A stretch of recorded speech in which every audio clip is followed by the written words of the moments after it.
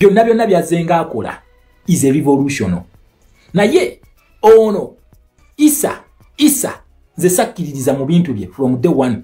Era ne wano lebagira akalwa ku nabagamba Paul Biya alina okufuga. You cannot challenge someone gato challenges police zino no ulagamba banansi ntino bagende ku street bekalakase wallahi ne wobo inansi yonayo nange kuwagira. Tosobola kusuula government ajana abakuba ate nagenda nacho. Okitegera akwate muntu n'abakubanga wayagadde ate nagenda nacho nga teri amugambyeko. Naye mu challenging mu police nakakebe katiya gasi bwati akakuba abantu wali nga his excellency Kyagulanyi mugambye mpita wano nakakebe katiya gasi abo atyo kasumulula. Aba atyo kasumulula. Okitegera ne bakubya abakameruni ne batugamba konti n'amaje gagala kuwamba ne bagamba omulimba oyo Paul Biya yagala bikola. Wali we bamutwalirawo ng'alabira ddala nga bamutuusiza ku kisenge. Okitegera nga bamutuusiza ku kisenge naye na element eri ya foreign police agirina ng'akimanyi era Paul Biya abaddenga mugumu ng'akimanyi nti foreign police eri ku side yange for as long as France ekyali ku side yange musaaga. Okitegera ogiraki osaaga kati so Cameroon bwetyo werabise so mbadde nkugamba nti capitalism eriko batano kati goyino okufuna kati ona omuntu abalidinga osoka n'otunula n'ogamba atambulira mu nsi ki nachi zabeeramu kati wamala okuzitegeera oyina okuddayo n'otunulya UN weeyimiridde UN yefuga ensi tebakikulimba United Nations yefuga ensi United Nations eyo etulako abantu batano bebafuga ensi eno batano siogera nti oba gundi zino countries njogera globe bebagifuga batano. Okitegera kati otunulya revolutionary dona abalidinga n'osooka n'olaba nsi kize yeekubiramu then n'omanya onalwanirya demokrasia kitegeeza obuyinza agenda butudiza abali abazetugira waneno nabasomesa history wa demokrasia mu Uganda mumumanyi ne mbasomesa history wa people power mu Uganda mubimanyi kati just tukaita mbuyise okukakasa kino ekya Cameroon nti Paul Biya abawangudde wadde tebamwagala oba mumwagala oba temumwagala agenda bafuga kivudde kuki bunafu bwa opposition leader we waabwe teyakola ki teyakwata kumanyi gye gali wabula ye yajja buzi ng'akimanya alina obuwagizi bw'abantu banansi balese ku street yes babikoze byonna okumala weeks meka bili okuva lwe balonda tebavanga ku street tebavangako paka we bakalangiridde era bazemu ne beekalakasa ennaku zabadde meka akati we twogerera ono leader waabwe wuuyo abakoze ekintu kya gundi kye yabakola Mandaleni owaki ow'eggwanga lya Mozambiki naye bwate we yakikola ate no nabo Mozambiki bo beekalakasa okumala omwezi gumu ne weeks meka ne weeks bbiri. Okitegera abe Mozambiki bagenda okumaliriza inga Chapo yakoze eki nga Chapo ye president. Okitegera ekintu ekyo nga Chapo ye president. So we have to understand where does the power lie. Amanyi galidda wacho olaba ono waffe ye the smartest mu 2021 nga mumukaka disebo tulagire tugende yabagamba let us challenge these policies n'apika banna Uganda ebweru n'abagamba mwekalakase ku biteyo byabwe n'abagamba mbakonkone offices zabwe mbamaleke emirembe bategere nti tulina mirembe abaana bakikoze nga teri kwekalakasa kona kati 2026 ka pressure ko bakawulira lwakwekaza badda kuno ne bekangabiriza ka pressure bakawulira bakimanyi nti policies teziri mu favor yabwe nakugamba zino characteristics ozitegerera ku kintu omuntu tumukuye mu police adduka mwemu agende mu ndala omusajja tulina ekintu kye tuyita Commonwealth Charter mu Uganda etufuga kubanga tuli under Bungereza so tugwa mu kintu kye bayita Commonwealth Charter ensonga lwaki mulaba nti tubeera ne Commonwealth Heads of State meetings tuzigendamu okitegera kati omusajja ono womulabira nti baamukuba kwe kugenda ate mu kabinja kannaamu nakugamba patroni waka kabinja bamuyita Russia omwana yamukuba mu policies ne tumuteeka wali kati yagala kudduka mu Russia so okumutasa yensonga ki abalaze n'ebyokulwanyisa biri mu Russia etuwadde ne TV zewe ne zipostinga Russia etuwadde ebyokulwanyisa babibawe babibawe mujja tegera nti ne Gaddafi naye yali kyali wa Russia naye ali magombe okitegera ekintu ekyo kye nabagamba nti ozi challenginga ne zigenda mwe bino bemwatambuzanga filimu za Oscars fe twalinganga tubirabanga tubitegeera ne bagamba tugitambuze paka gyekoma Oscars oba Oscar ba capitalist abo bebafuga ensi eno bebafuga ensi wadde Ukraine yatuwangula naye twali bakubiri kitegeeza ki ensonga za Uganda ziri ku mwanjo their level of interest bebetaaga okubba mu Uganda mu ebiri kyobola bagisembeza ne bagiteekaawo ba capitalist ne balaba kati number 2 kotegeera nti ono tumukubye kati waliwo ne economic block wobanga oli mu kintu kye bayita capitalism obanga oli democrat ngokiriza mu democracy economic block oyo ina kubeera World Bank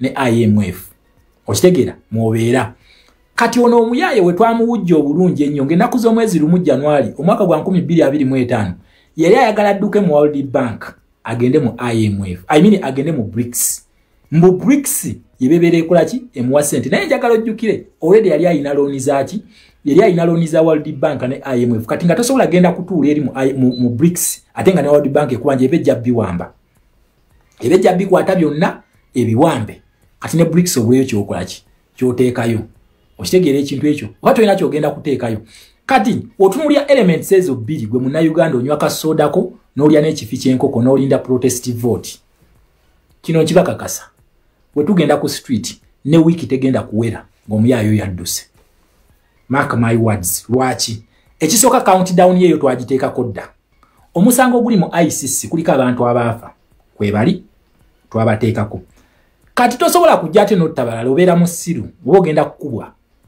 okitegere oba ogenda kukubwa kati obola ne mu kalulu kano yeewala nnyo okutta abantu akyewala nnyo kuba countdown ye akimanyi kweri wali omusango gulyo guliko namba y'abantu abaafa mu 2021 kati oba oyongerako bwongezi bwoti nga bakubala okitegeera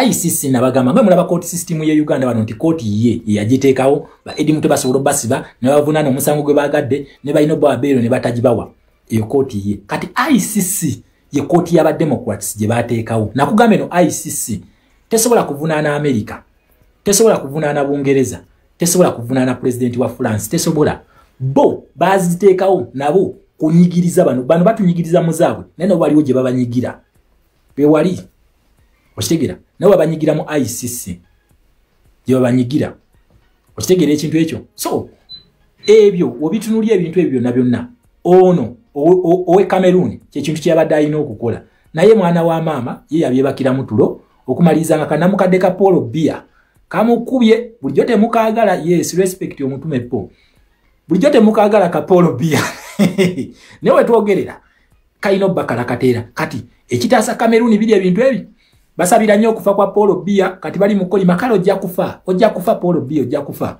kati bibalimu osigero ojja kufa naawe ojja kufa bibaliko kati okufa kwa Paul Biya kubataasa then n'amajjo okujja okuwamba kudita ebataasa kati bibiri bibasigaza wabula bino by'okujjako Paul Biya mu kwekalakaasa bamala biseera balinde ekyali Burkina Faso amajje gawambe then baselebrating amajje bagobe France balinde ekyali Mali baselebrating amajje bagobe France then beyiye bupya okitegera oba mu capitalism badde mu communism nga Burkina Faso ne Mali we yakikola ne Niger kyekyo oba si kyekyo bagume abakalakate katonda wali bamututta wamutwalira mujina emyaka amutwalirawo wanaba tamututte bamuleka amajje gawambe oba si kyekyo balina akalulu akaddako naye ono era wanaddamu n'alirakisinga namukadde ono abeere France omanya awedde okitegeera so gegagali vudde Cameroon essaawa eno bwe nawe naasuubira nti Paul Biya agenda kuvaako omala biseera byo kiddamu omala biseera Paul Biya ye president Paul Biya African Union yamurecognize era bamukongratulatinze Paul Biya essaawa eno otunulya BBC n'otunulya ne CNN engeri gye babadde balipotinga nakugamba mu media wotunulya nti eno ensi erimu interest ya Bungereza ne America okola ebintu bibiri bwoti otunulya channel 3 nakuga ebintu bino police zino osobola zimanya n'otegeera nti kati ono influence yeri wano otunulya channel 3 osooka n'otunulya BBC reporting etya nakugamba BBC eno Museveni gye yakozesa okulwanyisani okuba propaganda jukira Biden social media tewaliwo baana babi ngaffe tebaliwo kati bana abaana babi bazijidde ku mulembe gwa Kyagulanyi kati ye balina okuleeta bana mawulire ba BBC bakube propaganda kubanga ekintu kyali kya Bungereza okitegera kati otunulya BBC ya Bungereza ogitunulya n'otunulya France 24 ya France n'otunulya ne CNN kwa America kati ne wano mu kyombo ky'Abawarabu bafunye Al Jazeera naye kula kusaidia aba capitalist okitegera kati ezo channel zitunulya kati otunulya biasness yawe eriliddawa mu Uganda waliyo opposition leader w'omukwatirako bwoti mu dakiika 2 CNN bayabifulumiza dda BBC ng'ebifulumiza Al Jazeera ng'ebifulumiza buli omu ng'abifulumiza bitaddewo ali mu opposition yawo yes ekyo tetukirabanga kuba opposition balala wadde nga badde nga batubuuzabuuza mu simanyi bali kuwoko tuwaaka simanyi bagenda tula simanyi woko tusiti mwala ebyo byonna babadde tebakwata ku police nabagamba bano tebachallengingako ku government eno Uganda tebeerangako n'akalulu kano ke kasooka tekabeerangamu tebachallengingako ku policies wabula kujja kusirwaza bannansi ng'ono kyabadde akola ono Yisa bono Bakari Yisa kyabadde akola asitudde abaana b'abantu abaleese ku street babakubye babasse uya maliriza yafunye security kati alabika afunye security ku bantu abantu ayi kabadde akimanyi nti bajja mu kuba emiggo egy'okubasiriwaza kati afunye security genda mukuuma ku bantu kati ne bali babadde nga batukola babakuba tebajja mu ddwaliro okubalaba nti babalabeko tebajja mu makomera bawoleza kuba abalooya tebabawa bonga baddamu nga bapangayo ekirala kakati mujje waneno tugenda ku kino lero mwoko tu toilet basookawo ko tuwaaka balesezi woko tu toilet naye nga abantu bonna bebakwata tetumanyi we bamaliriza abaana abakubibwa tetubalabangako mu malwaliro n'abaafa nga ku kitebe kyabwe tosobola kulabawo ki tosobola kulabawo nti babajjukira babasabire ku ssaala naye nga batugamba balwanyisa gavumenti tebaayo omuntu akusiriwaza mbw alwanyisa gavumenti nga takyalenjinze poliisi taliiyo nze nabagamba nakati siina ssente naye nja kukuba neno oluseke nteekewo emitwalo 15 wumbuulirayo gavumenti yali ekyuse nga teri mu influence y'abazungu ogimpe boluseke nkwe 15 jo so bino babadde nga batuzanyira ku bwongo okitegeera kati paka wetwamufuna omubanda n'asooka n'abalumba okitegeera Balboa High n'asooka n'abalumba we yabalumba n'agamba ba Patricia Sewungu n'agamba bano ba Kauma ba Dr. Kauma n'alyoka amutinkulira embeera ebweru eyo nti kati ne wabadde bagenda bayita myala miro yagendayo mbu agenze kusinkana Joe Biden yayita mwala era twamaliriza tumulabye Russia ne bamuwa eŋŋaano okitegeera ng'omwana byamukoze mu policies zino kati tuli ku ground nabagamba kwe mugenda otegeera nti tumukubye ku ground kasita temulaba nga akubye kati ya gas konna kati baba batandise kupanga simanyi bijambi ya biki naye tugenda mu protest vote nkidamu tugenda mu protest vote njakaba nnyonnyola nnyo di protest vote egwa mu bintu bibiri ate zonna foreign policy nkidamu protest vote gye tupreachinga egwa mu bintu bibiri ate zonna foreign policy ekisooka egwa mu democracy voting is a democratic avenue the last stage of democracy is voting nakugamba liwa abantu bebayita ba democrats gye bali kati senga akabanga wakebalidde bulungi o activating ekintu kye bayita human rights protesting kigwa mu kintu kye bayita human rights kye kintu kye bayita protest vote you cannot activate human rights nga tonna malayo avenues za democracy ensonga lwaki kati ne batukola biki fe tukugamba tujja kugenda mu kalulu paka ate tulina okukakuba era omuntu yenna ayingirira akalulu nabagambye olutalo lwange omuntu atugamba mbu teri kulonda nja kufaafagana naye mimi na wewe tutakufa kesho kitegeera tutakufa kitegeera tulina okulonda lwaki we tufunira legitimacy twagala revolution eno ngeri legitimate nabagambye salamu kano manyi nabyogedde biri nga bajja mu comment mbusha nga bamukwata nga bamuteeka mu komera nga twekalakasa biki ne bamuteeka mu komera essaawa eno ali ku ballot tusooka ne tukakuba ne tumuwa legitimacy tuba tulwanirira kujja president mu komera kye tuba tukola tuba tubanja president omusibe kubanga under international charters even ICC charters president talina kusibwa osiba otya president ati mwaba muwoza we bamusiba nga bigwerawo nga tugenda nga tulwana nonsense ogenda kulwanira omuntu atalina legitimacy tutegeera ebintu bino bikola bitya owe Senegal abaana bagenda ngoli bamutadde mu komera ne bagenda ne bakakuba we bakakuba n'akawangula ne bamugamba katwagala president teyamuta yamuta ekintu kati ekikyusa protest vote ye Uganda senga bamukube essasi ne bamutta awe bigwera ne tugamba kakati kama mbaya ni mbaya nebino bamutute mukomera naye omuwulira nga campaigning abagamba simanje naabeera naye kyonna kyonna ekinaabawo mubeere bakomanda kyakugamba kati gobongo wote bu interpreting kintu ekyo kya ate mmwe obongo wote busobola ku interpreting kintu ekyo statement eyo gyabeera akoze akimanyi tusobola okugenda mu kalulu ng'ali mu kkomera akimanyi ekyo neki kyolina okukola bano bakomandazi balese bweru tujja genda tukakube we tumala okukakuba tukamuwe we tumala okukamuwa nga tukitegedde nti akawangu tubagambe twagala president kati mmutuwe ne kati mwoza we bamukwatako we gutandikira ne gwaka nonsense waliwo ebintu ebimu bye muddawo ne mupuliiki nga kati gwe simanyi bakasaba ddagala senga nkwambusa wano n'olema okunnyonnyola ekintu ekyo nkukolera ki ku blocking siwe kiri njagala omuntu anchallenging ekintu ekyo ojje wano nkwambuse mwe mutandise wano bikiraasi bino bamukwatako nga tutandikiraawo oba olwanirira ki ekintu kyoli mu kulwanirira kukyusa status ko gikyusa otya ng'okutte his excellence Kyagulanyi n'omuteeka ku ntebe system weekyukira okitegeera system weekyukira nabagamba eno revolution ya bulumi naye tuzanyisa bwongo eno ya bwongo we have to vote yes no matter what esawe no kubaloti kwali kati kwegamba yo amalo okulonda ne bamukwatira nge byokulonda mu bisazaamu tutegere ekintu kye twajjamu twayita mu principles ziri biri ziri ezi biri esooka bagita democracy eyokubiri human rights ne mukomera nkuwadde example ne nkugamba nti West Senegal baakakuba n'akawangula tebamujjaayo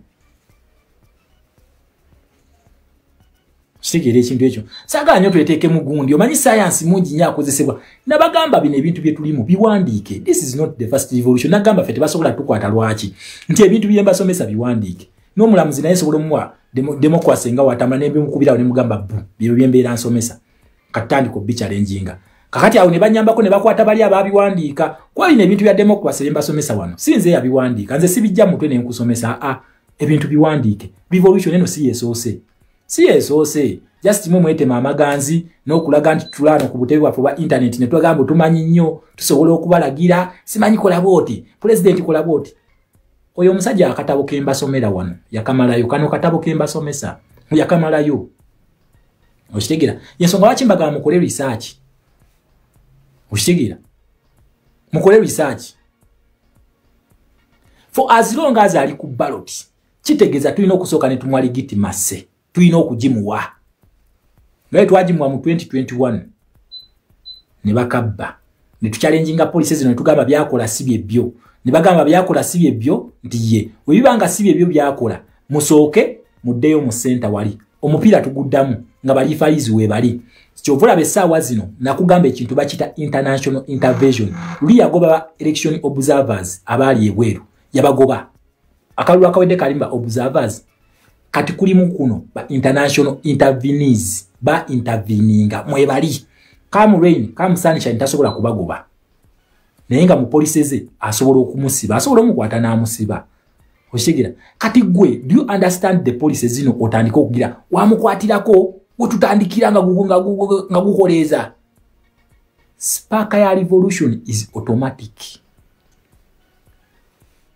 naye oyina okutambula nomanya kiki twayita mu kino fe abakyewa emirundi gye babatayiza nga bagenda mu season 1 ne season 2 ne bakubatia gasi n'amasasi na biki n'okusiba abalala kono omusajja asobola okulagira n'agamba kati twerwaneko nefe twalonda zino principles police zino fe twazironda tulonda kintu kyotagoberere tosobola yekyo vula bayasalawo omundu n'agamba kati kwetta nefe twalonda ki twalonda revolution ngeyita mu policies democracy do you understand democracy do you understand the democratic policy ogitegere engeri gyekolamu kubaloti already kwali nate nemba mulonze nga bamusse kitegeeza abeera mufu nabagamba omuntu asinga kati okwa Kyagulanyi security ye Museveni okitegeera omuntu asinga okwa Kyagulanyi security ye Museveni akimanya ekisobola okuddako ate osobola omwetaaga ku time tinga tomulaba ninga asobola omukwata n'amusiba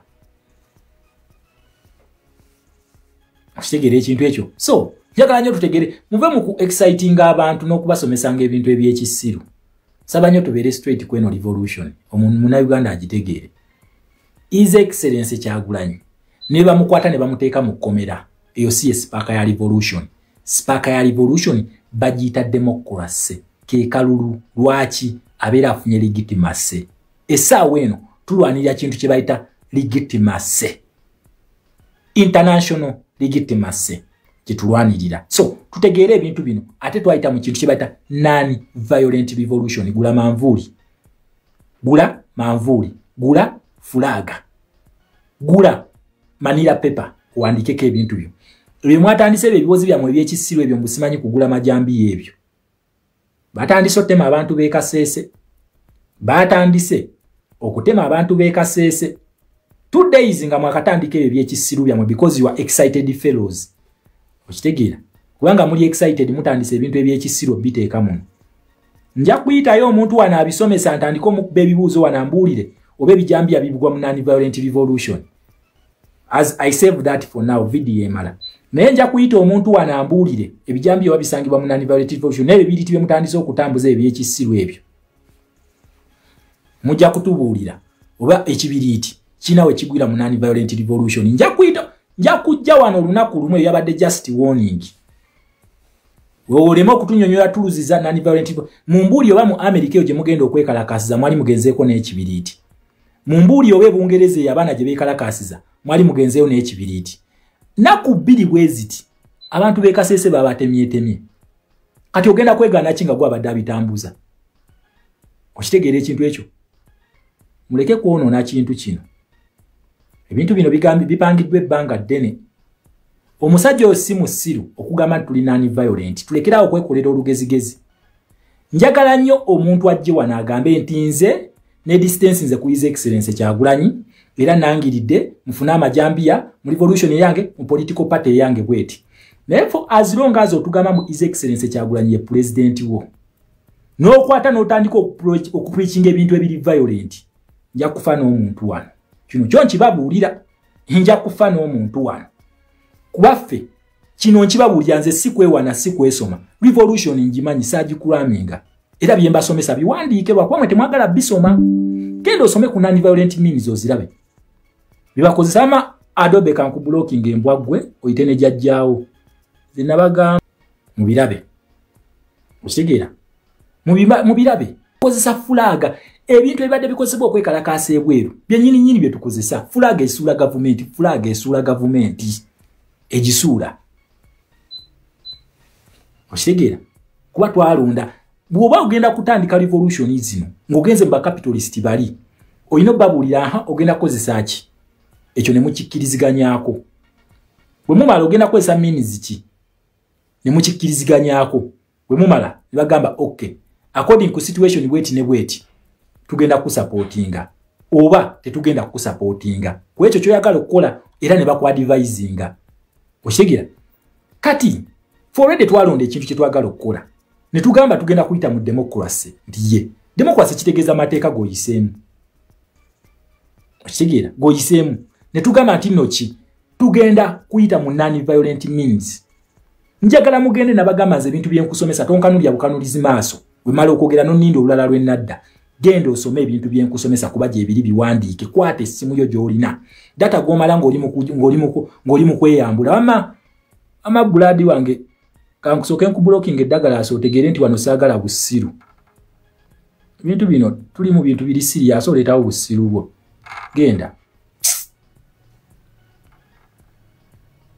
genda osome ebintu bino nga mazo bikusomesa olabe non-violent revolution zikola zitya mugende muzisome tolinda nga shama bushama kyatugambye kyekituufu mwetegeerere from day one omusajja abagamba mwetegeerere ogenda kwetegeerera otya ng'onoonyezza okumanya ogenda kukola otya tunoonya okumanya mu research eno revolution egenda maaso mu Uganda tesoose mu Uganda si mwesoose bangi abazikozeseza zibadde successful tumanye tools ezikozesebwa tools ziri zitya then namba tumwina n'ensobi gye mukola ng'oli yalese ideology ye kati nawe leete yiye senga buli omwe yali aleeta wano ideology nga tugigoberera mulowooza twandituuse wano we tuli mulowooza twandituuseewo revolution is a one way road kasita oluyingira bwoti paka wonaasanga kaki wona branching wonaasanga wooviirako okitegeera kasita oluyingira bwoti nogamba nti kati nyingidde eno one way ojja kugivuga mwabavuga emmotoka ebweru eyo Dubai nawa yonna muzivuga okitegeera kasita oluyingira bwoti teri advance teri kudda mabega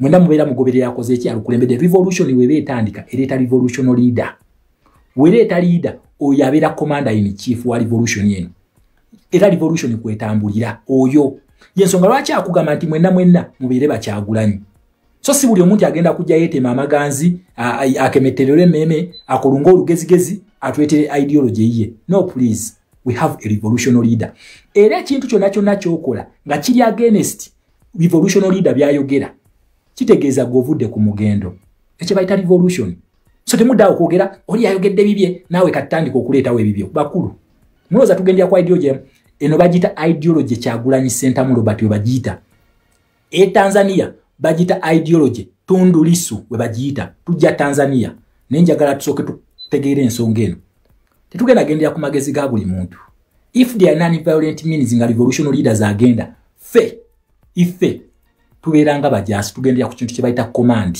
kyatugamba kye tukola nkiddamu mu revolution this is not politics whereby nti buli omu ajja kuleeta ka political knowledge ke akakugambe buli omu aleeteka political knowledge ke akakugambe okitegeera tetugendera ku bintu bya bugundi no si politics kati gwibe mubeeranga nswa ne zipaapala bwe ziti mu bbanga olumba mwina direction revolution ebeera ne direction ya revolutionary leader fenga fe gwe tugoberera ate revolutionary leader agoberera rules wa principles zabeera akoze eki zabeera ataddewo ye kennyini revolutionary leader agoberera revolution ife fe tugoberera revolutionary leader nga tukola ki atuyita mu principles wa policies ezikozesebwa mu revolution zezo zennyini ze mwina okugoberera democracy na human rights akola atya kiki kye tukola nego ojja n'otugamba oli yaleese ebibye naawe leeta ebibyo you cannot command what you cannot lead tosobola ekintu kyotasobola kukulembera tokikomandinganga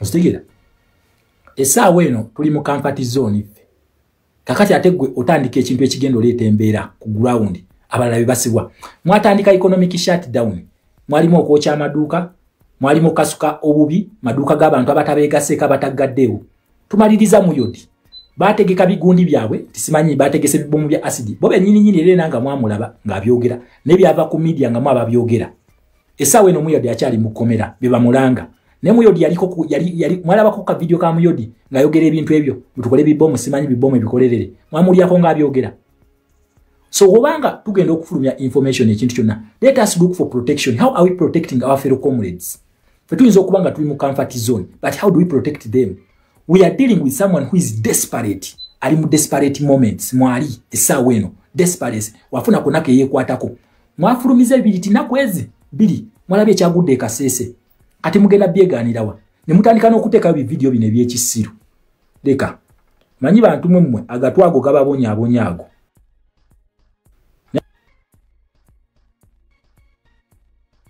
mwavudde ku biriti ebyo video bye mwataddeyo obiraba byebyo kambije nawo tebajjayo live byo video bye mwataddeyo mwatandise kutambuza ebyo okitegeera nga muvudde ku bibiriti kuba oli yabagambye nze eno ndeeta ideology yange nawe osobola okuleeta eyiyo we have one ideology that is Kyagulanyi and it is non-violent revolution kwata president waffe mwawule ku information yo then fulumya togatta president waffe a preaching a non-violent means no mugatta mu bintu ebiri violent ubanga oyagala kuyisa tool of violence yonna please mbasaba busabi mwawule president ku revolution zamwe era ali categorically clear akugamba buli omu wadde mbokozesa kyayagala simugaana naye ffe tukutte lino kkubo nkiddamu abagamba buli omu wadde mbokozesa kyayagala naye ffe tukutte lino kkubo kitegeeza ki you are either going with us in peaceful revolution zingojja gumiikiriza zineza ffe nabagamba yakugumiikiriza ekuleeta obusungu ekuleeta buli kimu naye ng'olina kugumiikiriza lwaki obusungu gyekoma okubupika bwe buti gye bukoma okulinnya okitegeera naye bye muddawo nti bannange simanyi tukwate tubatemeeteme ogenda kutemaatemani bakulu tetugenda kwonoona kintu kino ekintu kyensaba okuva leero twawule president mu bintu ebiri violent bagezezaako nnyo muteeka ne bamaki tu parliament bali bagala bimuteeka mbamukyaziza n'omukyaza n'abagamba yetafayo atagana bavuka genda ku exercising rights zaabwe n'abalaga nti abye distance nzeeko okitegera n'abalaga nti mu abye distance nzeeko no revolution ina direction je tugoberera inze sajja kuno kola mukwano na muntu yenna never goboncha wanchawa nenze nja kwogeranga mazima kubanga bino bintu byenkugamba webiri biwandiike okujjako ffe bali excited ffe tukoye yakabakala katemyaka ana kimugamba mukoyedde mu jine ejaffe ena je tuliko nga tugenda kuyingira buyingize 5 je mukoyeddeko kwegamba ffe tubalwisiza nnyo ye bali abadde babakala katemyaka 25 bote banna bakoya mukoyedde kujaffe jine 5 please oba okoye genda onye ku chai tule eyo onywe enshabwe genda onye obusera bone chai fabagumikiriza tujja tambula paka ku finishing line wapaka revolution weri surround kati gwo mulimu gwo ogumaze ne tutandika kutabula wano kutabula mbeera nze nja kufaafagana n'omuntu wano ku internet kino kyonki babuulira just imagine 3 days nga mutandise okutambuza wano ebiriti n'amajambiya kaseesa abaana bafu ayinza n'okuba nga yeerumbidde balaksi ye nimwe ababadde babitambuza kati mugenda bigaanirawo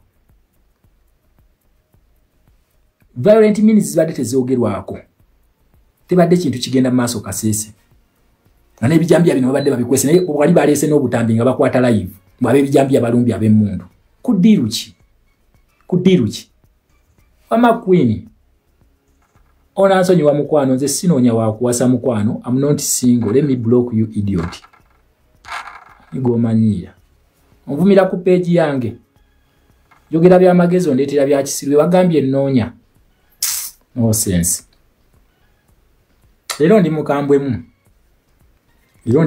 kwa mulina embeera gye muleeta wano ng'omuntu alina kusooka kubeeyambulira ne mulyoka mutegeera. We are in a non-violent revolution. We are going in a protest vote. Tugenda kulonda. Come rain, come sunshine, tugenda kulonda. Tuyina okulonda. Oli akugamba bannange tugende tulonde. Message ye tevanga ko kulonda. Naye omuntu omuna akugamba we tuli batutuuse mu kalulu. Mukulu. Otuli batutuuse mu kalulu gwe kiki otegeeza? What do you mean?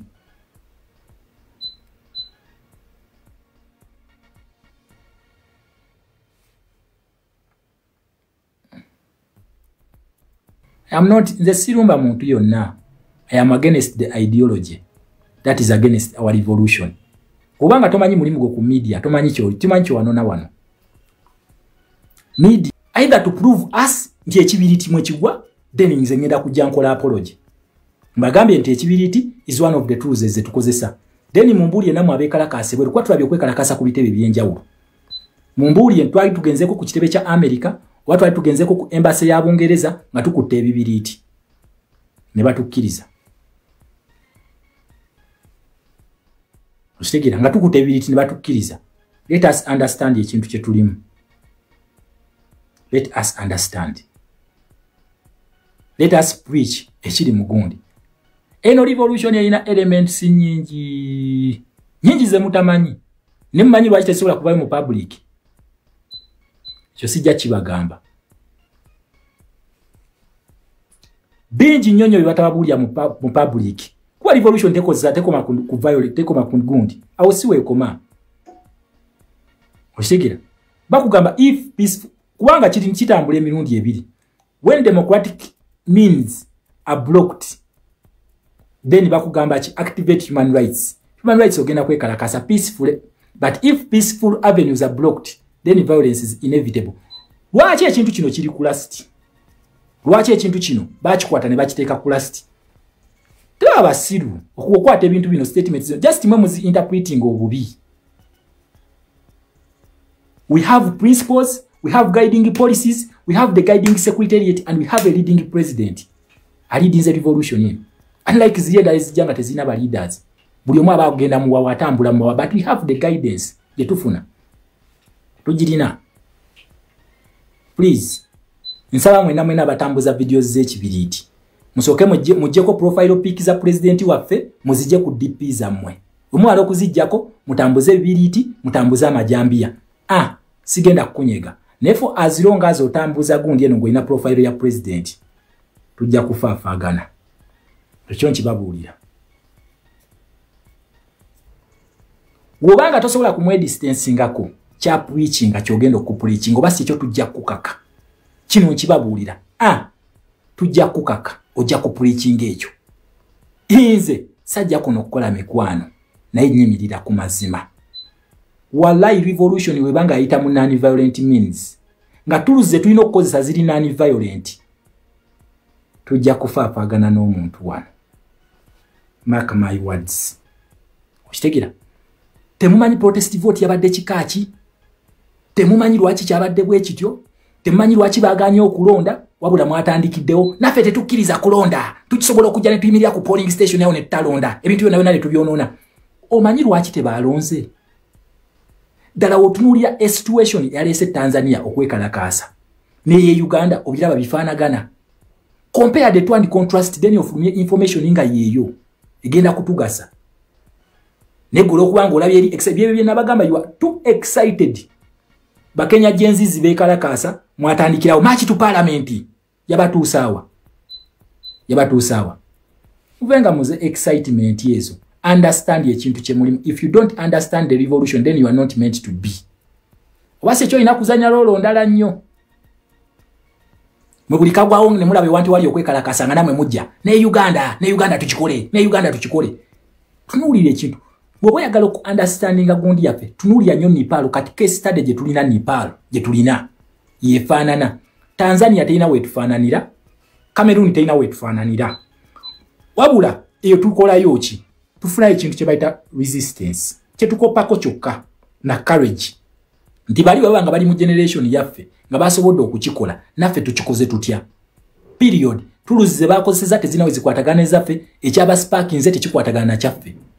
Tebikwatagana. And you are here preaching bibiriti simanyi majambia. That is total nonsense. And you think some of us are going to look on. Tunde butunuzimbo yotagambwa ako simanyi balina numbers zizo sikushama. Kyensabe ekintu kimu. Violent means distance yourself from His Excellency Kyagulanyi.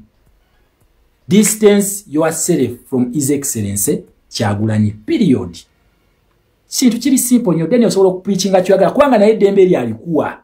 Akugamba sigana muntu kukozesa kintu kyonna kyayagadde. Naye ffe tukutte ekkubo lino.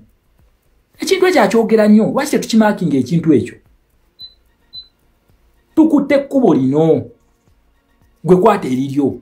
So distance yourself from him. Period. Teri agenda kukunyega. Teri. Mutunuulira kiri ekasese. Naku bbiri nga mutambuza ebyekisirwano ku media. Mugende mutunule mulabe ekiriyo.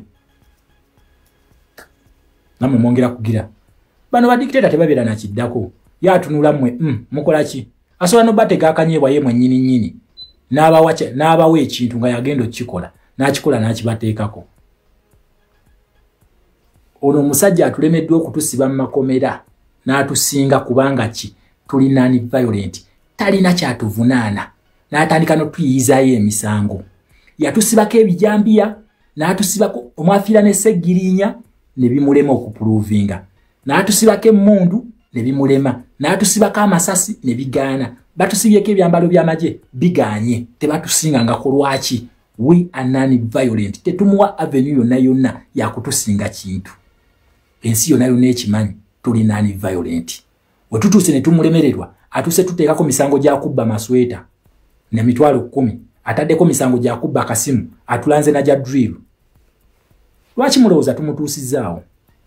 Talina kyasobola tusinga tewali. Ati gotandise bikuwe biteeka abalala mu bizibu. Tulumiriwe bannaffe. Ayitawa mbuyabbi ejjaama. Ayitawa mbuyabbi ejjaama. Yagenze mu motoka ya polisi najja mu jjaama n'agitwala.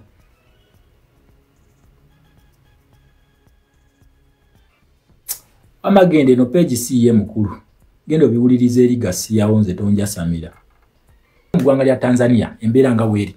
Kansubire be Uganda mutegedde era be kikwatako you are going to do the needful mutereze mu nsomesa yammwe. Otherwise yinze foreign police zisinga zagwayo dakati ziri mu domestic police. Somesa ebintu ebi teri agenda bagambako. Naye for as long as otekawo president n'otekawo ebibye biri violent we shall die together. Tanzania Samia Suluhu yerangiridde mu buseera mpaawo kaaga n'okulayira abigira naye kisaagala mwerabire Munnayuganda Samia Suluhu agenda Museveni wali kati watya ndi bulungi Nalubega how are you Nalu Museveni walaga kati lwaki Samia Suluhu international legitimacy eganye era kino kye twakasembayo okufuna okuva Samia Hassan Suluhu nakugamba nze nkusomesa byolabako ekyenjawulo ekibeera ku Infinite Kira Zizo statement za Samia Suluhu Hassan ze twakagira iranga esaawe ne kigenda maaso mu ggwanga eya Tanzania Samia Suluhu ayagala opposition ya mugambe nono yo eri condemning violence naye Samia Suluhu ayita opposition basobola okutuula bateese ekintu ekyo kibakoze Tanzania kiri kuki lwaki ono yerayiza amangu yerangiride ne yerayiza amangu ago nakugamba bano ba dictator basoma akatabaka kamu wekati ke basoma ate akatabako bo topic wala imi gye basinga okukwata bagiyita butayiga okitegera bagiyita butayiga kye bakwata nkugambye ebyo bya lunaku lwa leero ojja kulowooza muno tulina bikadde ffe nabagamba wano Infinite Class we bisookera nga tebinafuluma mu nsi nga tonnabifuna we bisookera zize dakiika 3 wembi baleetedde bifunye dakiika 3 nga nakajja wano nakugamba wano batuyita Shama Media nedda eno Infinite Class Shama Media eri ku YouTube so embera weri yo ekyali ya tabu nnyo mu ggwanga lya Tanzania internet yagijjeeko TV eji aina NBS ya bagiyita Citizen TV yeweereza yokka okitegeera yeweereza yokka yeri mu kuweereza naye social media yagijjeeko tebifuluma ekibuga Dar es Salaam ekibuga Dodoma muliro gwaka muliro mwerere gwe guliyo nono zino ze capital city ebbiri Tanzania capital city yabwe yasooka bagiyita Dodoma then ne bakyusa ne badde Dar es Salaam kati zonna capital city kitegeeza ki these are the major trade centers webiri kati omuliro we gusinga okwaka era essaawa eno ekigenda mu maaso eri baagala kati baagala Tundu Lissu kuteesa na Samia Suluhu kitegeeza ki presidential handshake mumanyi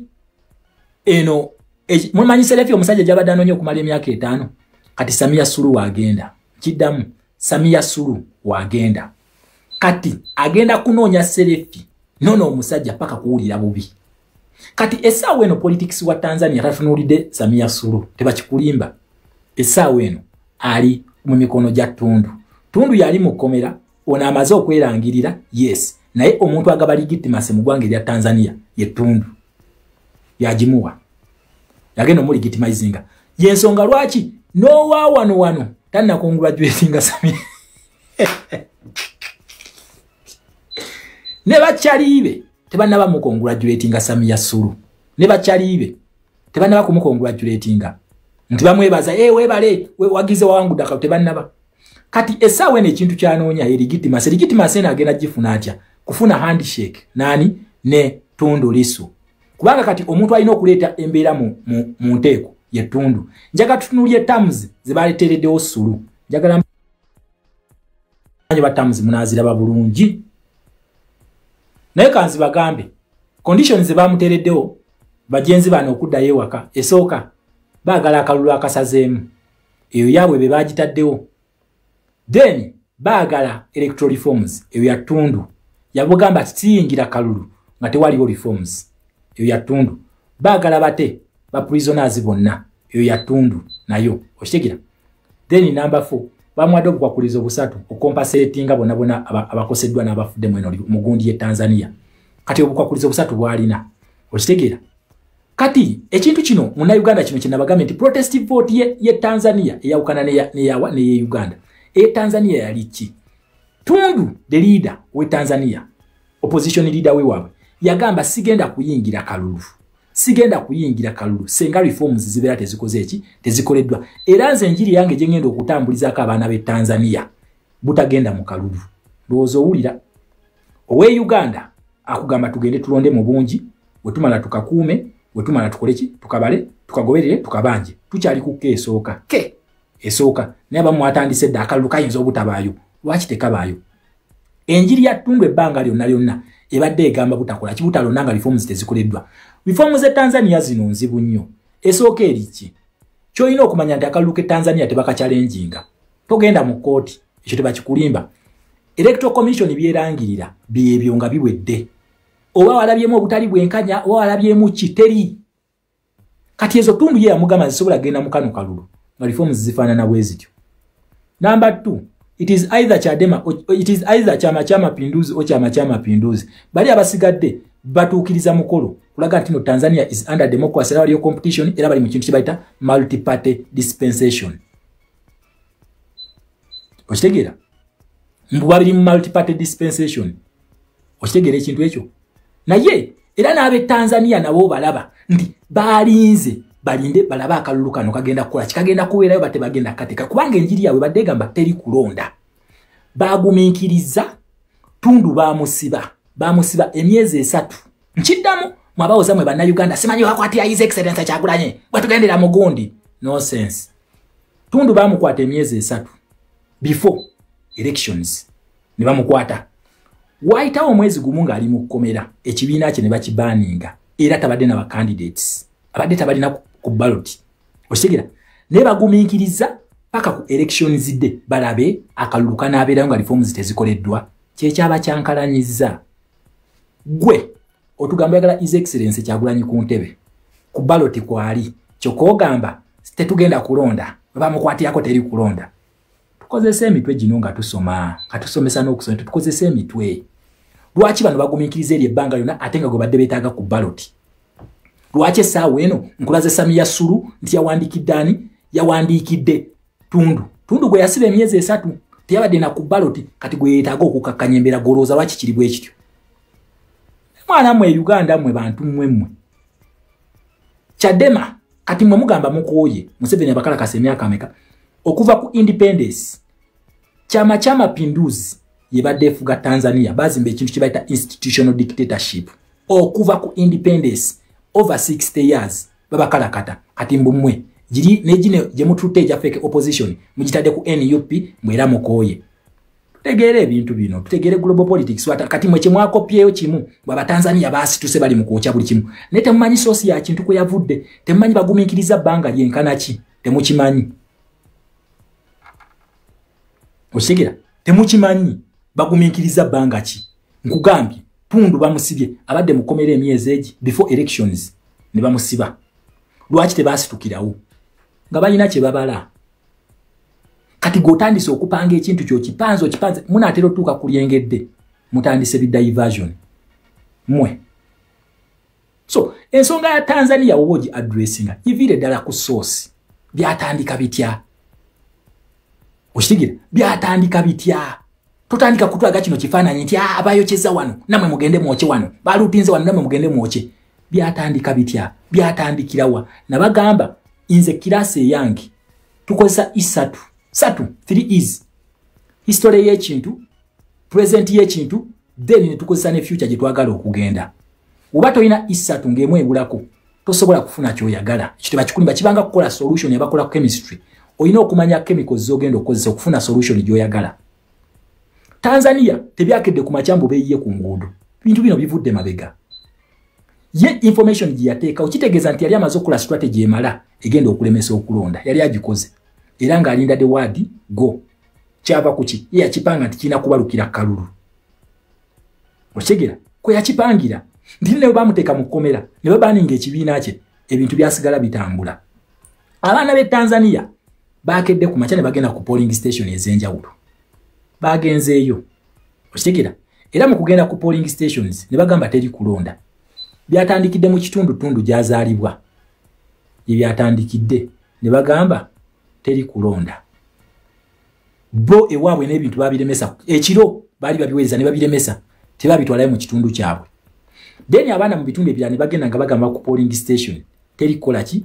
Teri kulonda. Bano ne bawalaza empaka. Kati kitegeeza ki? Bali be bawadde abaana bano spark. Nkiddamu bali be bawadde abaana bano spark kubanga bano abaana babadde nani violent nga bagamba teri kalulu. Kati bali okutandika okuwa abaana bano tiyagasi lwaki balemesa okulonda kyekyabatinkudde. Then awe bakugambira if peaceful means are blocked then violence is inevitable. Lero bw'otunuulya emikutu gyonna egiripooti nga bakugamba poliisi eyatinkudde abaana bano okutandika embeera gye balina.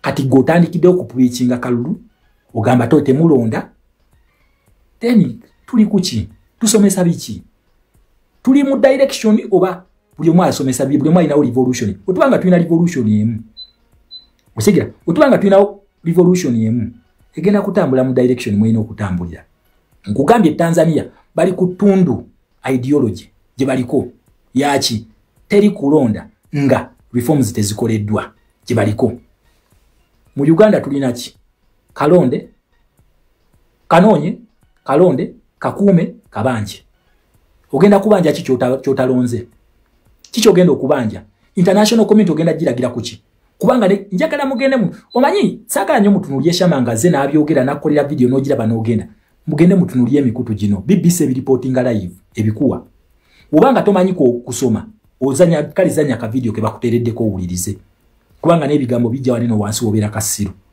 ojabira oshegera embere no yatandika ko be balonda oyevudde mabega nga bapanga ekintu lwaki baguminkiriza bwe busungu abana be Tanzania bwe balina nti banga liye babadde bakwatiridde lyemeze 3 basibira tundu babaninge ekibiina kye bwe busungu bwa lero bwe balina that is why they can't give up mbagambye saawe eno politics wa Tanzania atambulira ku tundu si Samia Suluhu ono byamuvudde damu control era kyeyetaaga kiri kimu handshake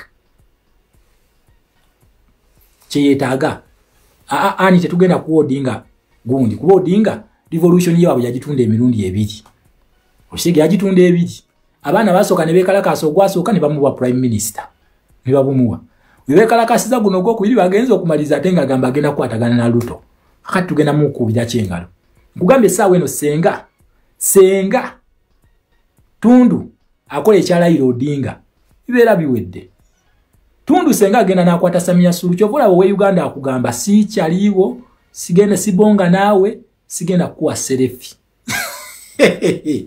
ono naleta iPod nagamba mu iPod muno kyagulanyo ino okujja ne mwekubye ekifana nje emikolo gye bali mukute by the way mawo ali mukuteeka mikolo ya kuingiza national unity platform mu iPod ebina bingi byegase mu iPod tabikoledde pate ne national unity platform bagenda gikolera pate okuyingira mu iPod ebyo bitiwa be mulina national unity platform bagenda gikolera pate alayire ne wana alayira akalulu konna tunoonya kintu kye bayita international recognition internationally Samia Suluhu is a rejected sacrifice bamu rejectinze nakugamba mu domestic police omuntu abeera w'amaanyi nnyo kyovula fe tuba kuba ku international kati ono okufuna legitimacy eno gyali mu kulwanira kyekiri post gye mbaleetedde Samia Suluhu ayagala abasinkane tundu mbo bateese ku mirembe kyekyamwanguyiriza okukola kino okulayira kuno ku kyensonga lwaki bakwanguyiriza babyanguyiriza ajenga president asobole okubeera ne bargaining power eyaki eyokuba nti no mbu president naye nkugambye Tanzanian politics kati essaawa eno omuntu asalawo aliki ali tundu yasalawo okitegera ekintu ekyo kati ne Samia Suluhu agenda kunoonya serefi ya tundu paka kuwulira bubi ate tundu senga akwatirira abantu bano kitegeeza yalina bargaining power yagirina naye ali mukomera ati byemuyemba gamba nti fo wafe bamukwatiako wegutandikira mujja kiruzinga kyonna mukikube mu ttaka kyonna mukikube mu ttaka okitegeera mujja kukikuba mu ttaka if you are not patient patience owangula and we are saying peaceful avenues non-violent tools umbrella Manila paper the national platform flag yoka let him give us the sparking point Michael wagwesi simanyi nangira mbadde ngenda kuuza Michael kavuya aliwa okitegeera sinamulabako nangira mbuuza gwe ezo ze tukozesa then ye mumuleke akole ki atuwe spark yonna gyayagadde agituwe fe tugenda kuba tugenze mu in defense tubeera twe defendinga teri muntu gwe bagana kwe defendinga naye obanga nawe ogenze mu tawo ne bakutulirayo ogenda gamba otya munze nabadde sigenze kulwana ne nawe ogamba ngenze kulwana ngenda mubakubira ngenda mukuba otuuka eri omusajja akuwuttula ogenda gamba otya nabadde sigenze kulwana spark erina kuva ku side zeeri fe tuli non violent Yensonga lwaki weyagala parliament eronde president kyamulema nga bannansi ffe tulina okusalawo. Yensonga lwaki weyagala ajjewo akalulu mbutubongere emyaka 5 kyagaana. Osigera kyagaana. Yensonga lwaki weyagala alemese president wa nomination kyagaana ne tuyitawo byagaana. Osigera ekintu kino ebyo nabyo naba kusucceedingako na kimu ebeera spark.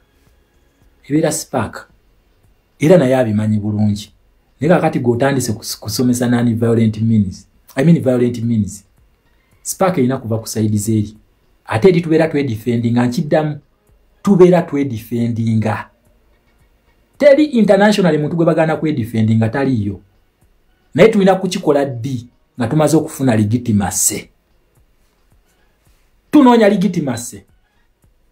Legitimacy tugifunira ddi wama banks kanku blocking wano naganyewo ebibiriti byamwe wano.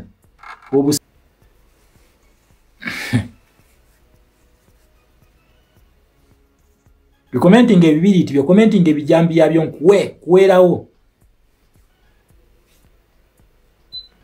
Wabanga president wa fyali ayogedde ku kibiriti ojja byogera naye wabanga tabyogerangako nja kubulo ngenda babulookinga mwenna. Kitegeera wama tuddeyo ku gundi yaffe gye tuliko. So bwe twogera ku bintu ebyo bino byenjagala wama abani kituufu nnyo bino byenjagala.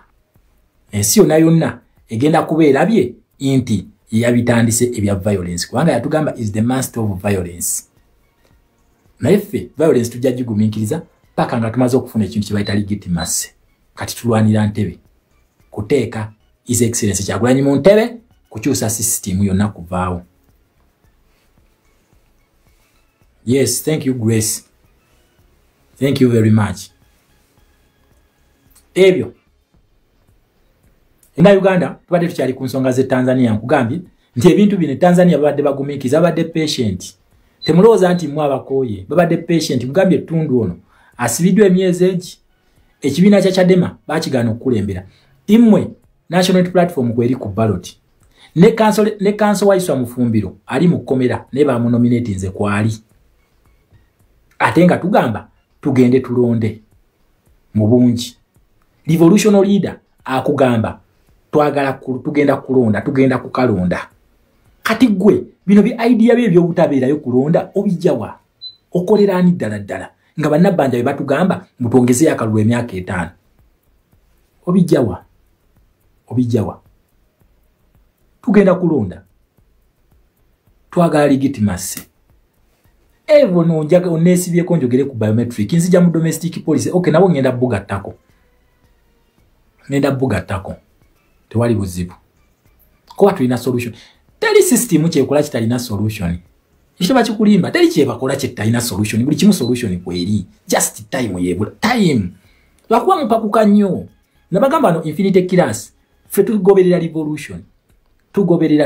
We don't predict ebitaliyo ate bituuka ate ne mutandika okusomesa bino twabisoma dda. Ne mbagamba nti His Excellency Kyagulanyi wakutaaka sajja kano kagenda kutya okubattiya gaasi lwaki olwa police gye bayita democracy yemusibye twamukwata ne tumutwala mu ICC countdown kweri etambula. Okitegeera etambula. Kati bino bina byaleeta bino kuleeta biometric tuginako solution. Ko unless nga kwatamanyi biometric kyegenda okukola naye oba okimanyi katujje mu domestic police katusooke tumalize Tanzania temunkyusa kugambye bano Tundu bamusibye emyezi emeka 3 naye nga ye ekigambo kye bamusibirako yabagamba tetugenda kulonda nga tewali reforms. Era nkugambye nti abaana bakedde ne bagenda ku polling station na Mirembe police yabatankudde okutuuka awo. Kati nawe mu Uganda kwata fulagayo kwata manila paper kwata umbrella leka yakutinkuule. Ensi egenda kubeera byani yabitandise egenda kubeera bye naye ovudde mabego job bikinga tugenda kufa n'omuntu tugenda kwokya naye mwe ebitwaja mujiko kati bulijjo mulinda lwaki mulinda akalulu ate mulyoke mwokye. We don't have observers in Uganda. We have intervenes. It is called international intervention, not observation. Observation, babera bagenda kujja kutamuzizo kulaba bulabi. Nga space yoza Wandera Kazibwe kiyakoze. Kuba yakikiridde Uganda mu kaluke Tanzania. Oyo naye wa NRM kiyakoze. Yata nakola na report. Report je twakafuna okuva Tanzania eriemu ya ANC kanjiba we nabaga batuyita ba infinite class. Febye tusoma tubibirako ne evidence. Ngazo obufumbo olina omwami naye nga akutawanya olina omukyala nga akutawanya bajja ne bakwagalako ne bagenda gwe ayina ebizibu mu byenfuna nga sente zikuyita mu ngalo wooteeka sente zifa bufi bowola tebazza gwe aloota ng'ogwa mu nnyanja gwe alumizibwa omutwe nga guganja okuwona naawe aloota ng'ebintu bikozesa ensonga z'obufumbo nina ekifo ku mugga awali amayinja wennyambulirako ebisiraani ekikwa ekifiiriza omudibo obutaganja obutaweebwa nzijanjaba abantu ab'enzikiriza zonna nsiŋŋaanibwa njeru ku lw'ejjinja gwanjagala kuba ku nnamba yange eyo naawe ali ewala ennyo yita ku WhatsApp.